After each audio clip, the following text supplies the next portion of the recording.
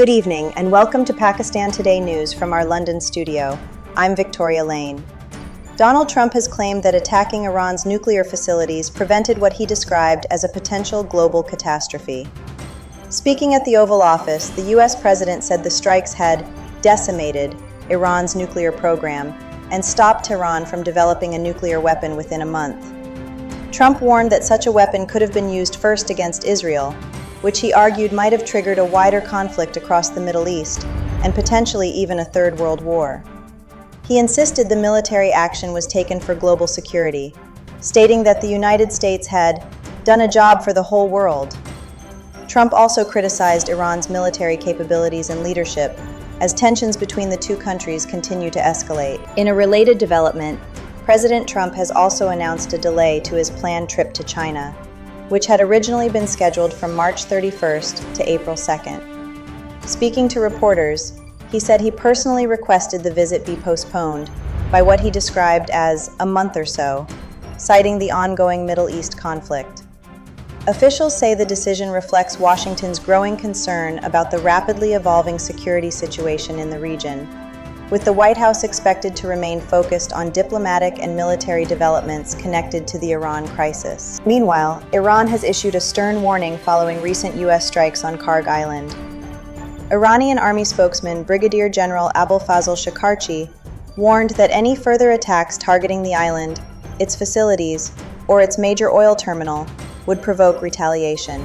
According to Shekarchi, Iran would respond by targeting all oil and gas facilities belonging to the country responsible for the attack. Karg Island plays a critical role in Iran's energy exports, managing roughly 90% of the country's oil shipments. The warning comes after the United States signaled that additional strikes could be carried out if tensions continue to rise. Elsewhere in the Gulf region, operations at the Shah gas field in the United Arab Emirates have been suspended after a fire broke out at the facility. According to the Abu Dhabi media office, the blaze was reportedly triggered by a drone attack. Emergency response teams were able to contain the fire, and authorities confirmed that no injuries have been reported. A full damage assessment is currently underway, while investigators work to determine the exact cause of the incident. The shutdown has temporarily halted production at one of the UAE's key energy facilities, raising concerns about potential impacts on regional energy supply. Kuwaiti authorities have also announced a significant security operation.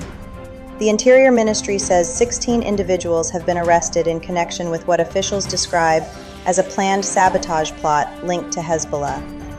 The suspects include 14 Kuwaiti citizens and 2 Lebanese nationals. According to officials, the group was allegedly attempting to destabilize national security and recruit members for the organization. During coordinated raids, security forces seized weapons, drones, and Morse code communication devices, highlighting the scale of the suspected operation and the continued counterterrorism efforts across the Gulf region. Now to the latest from the United States regarding the ongoing conflict with Iran. Around 200 American troops have reportedly been wounded during the fighting. For more on this, we go to our correspondent Eric Westwood in New York City. Thank you, Victoria. U.S. military officials say roughly 200 service members have been wounded since the conflict intensified, including 10 who are described as seriously injured. According to Captain Tim Hawkins, many of those affected have already returned to duty after receiving treatment. Officials say the injuries include burns, traumatic brain injuries, and shrapnel wounds. Military leaders also report that so-called one-way Iranian drones have been responsible for the majority of these casualties, highlighting the growing impact of unmanned systems in the conflict. Our thanks to Eric Westwood in New York for that report. And finally, there are signs of a potential diplomatic opening despite the ongoing hostilities. Reports suggest that a direct communication channel between the United States and Iran has been reactivated for the first time since the conflict began. According to Reuters, U.S. envoy Steve Witkoff and Iranian Foreign Minister Abbas Araghchi have exchanged messages in recent days. While details of the discussions remain unclear, analysts say the contact represents a rare line of communication at a time when tensions remain high. Both governments have offered limited and sometimes conflicting statements about the exchanges, leaving observers uncertain about whether the dialogue could lead to broader diplomatic efforts. That's all for now. You're watching Pakistan Today News. I'm Victoria Lane.